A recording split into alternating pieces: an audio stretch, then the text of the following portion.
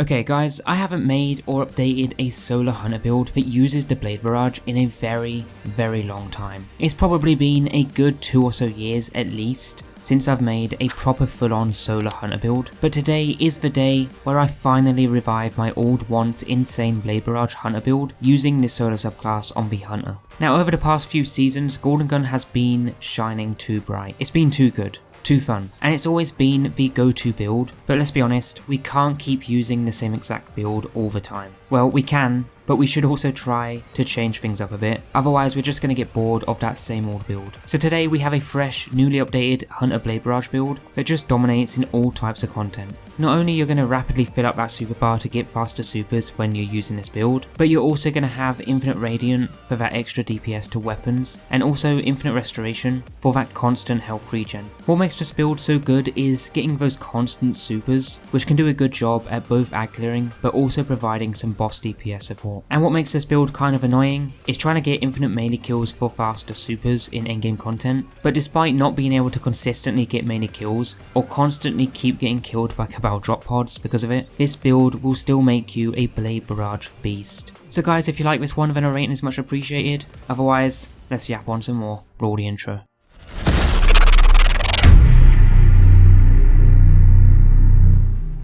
Now we've had a lot of good builds over the past few seasons, both new and updated builds, and as each new season goes by it means we get more buffs, nerfs, and artifact perks. So if you guys like this one and you want to see more top builds for Destiny 2 Episode Revenant, then be sure to check out the playlist down below where you can stay up to date with the latest builds for the latest season, because who knows, you might just find your new favourite build in there. But with this build today, we're taking the old school Blade Barrage build from back in the day and updating it to work as effective as possible with the new season, and because there aren't any artifact perks that massively affect the build's performance, it means you can just use this build exactly the same in any season moving forward without making a single change. So any new mods and perks that do come out as new seasons roll out, it will only make the build even more lethal if they are affecting the solo subclass in any way. Now there are a few exotics that you can use with this build, and our core exotic that we'll be focusing on is the Shards of Galanor, a good old classic exotic that got buffed a while back. So what this does is allow throwing knife final blows to decrease the cooldown of your super, and hits and final blows with Blade Barrage return super energy on hit. Now the knives we throw at enemies will grant anywhere between 2.5 to 5% super energy, and when combining this with 2 hands-on mods in the helmet, we are literally able to generate super energy from infinite melee kills pretty quickly.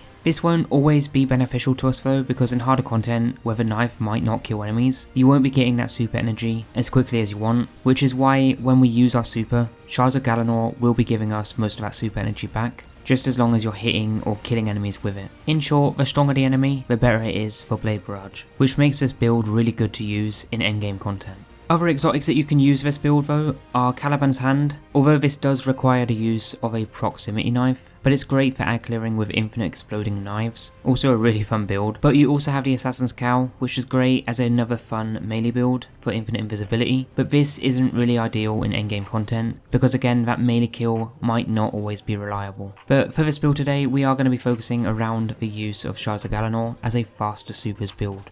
Now a quick example of how this build works in all types of content is you would start by getting a melee kill to become radiant and spawn a fire sprite. Then from here you would just continuously get melee kills to rapidly fill up your super energy faster than you would normally, while also having infinite radiant and restoration. If you're not able to get melee kills, then instead you would just use a healing grenade and a good ad clearing weapon like Sunshot, so that you can quickly kill enemies and maintain that radiant and restoration effect. But when it comes to using your super, you would just use it on a group of enemies or bosses. Our main ultimate goals here are to ensure that we get that super back as fast as possible, ideally through the use of our melee abilities, but also to maintain those 2 buffs of radiant and restoration. If you can keep that consistent loop going, then you'll either infinitely have those buffs active, making endgame a joke, and you'll be throwing multiple supers per minute, so it can be a pretty fun but lethal build.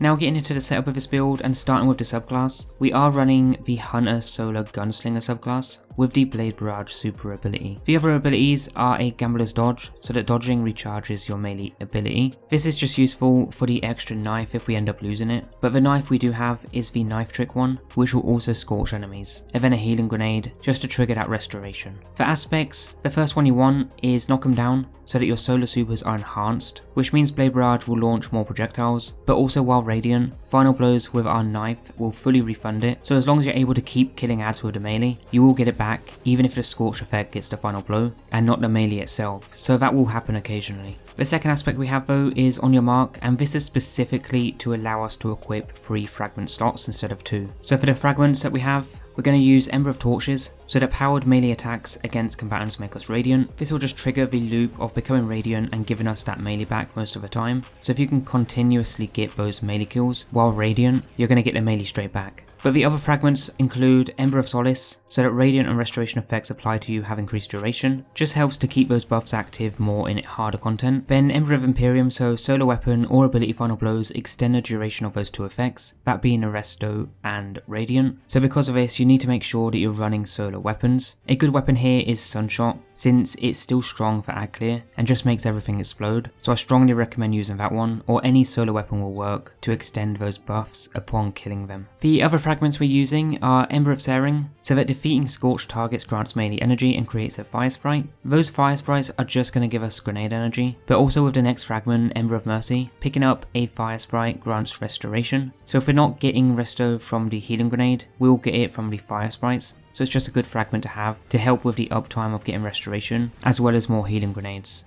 But for our mods, we have 2 hands-on and a siphon mod for our solo weapon. This will mean more super energy and orbs on kills. Then in the arms, we have a heavy-handed to spawn orbs on melee kills, which does have a small cooldown, but also 2 impact inductions for reduced grenade cooldown when using the melee. Chest is just the usual damage resist mods. Legs are some cooldown mods, mostly for the grenade, and then in the class, we again have just a few more ability cooldown mods. When it comes to the stat distribution, your main focus should be resilience and discipline, so getting those to 100 are recommended, and then any remaining points just throw them into mobility so that you can reduce the dodge's cooldown to help with getting your melee back faster, since the dodge has a shorter cooldown than the melee ability. Other than that, we just have some artifact perks affecting GLs so that we can weaken bosses with them. But as I mentioned earlier, this build isn't really focused around seasonal meta, so it's a build that you can use in any season moving forward. Now I know there have been quite a lot of good new and refreshed builds recently, but this build is so good as an old classic build to have in your top loadout set, since it does a good job on ad clear, it works well against bosses, and it also has good survivability because of the constant DPS buffs with Radiant, but also for infinite restoration. If you are going to use this build, I'd recommend using it in activities up to master difficulty, or content where you're playing solo. You can take it into GMs, but to be honest, there are other builds that might be more suitable for GMs instead of using this one. Anyway guys, that there is your newly updated Hunter solo build with the Blade Barrage and Shards of Galanor in Destiny 2 episode Revenant this season. Next, if you liked this build, you should check out the full Season 25 class builds playlist down below for more new, fun and updated builds like this one, as more builds will be added to that playlist as the season progresses, and you might just find your new best build in there. But for now, give this one a try, let me know what you think of it down below, and whatever you get up to, have a good one, and I'll see you guys soon for the next build.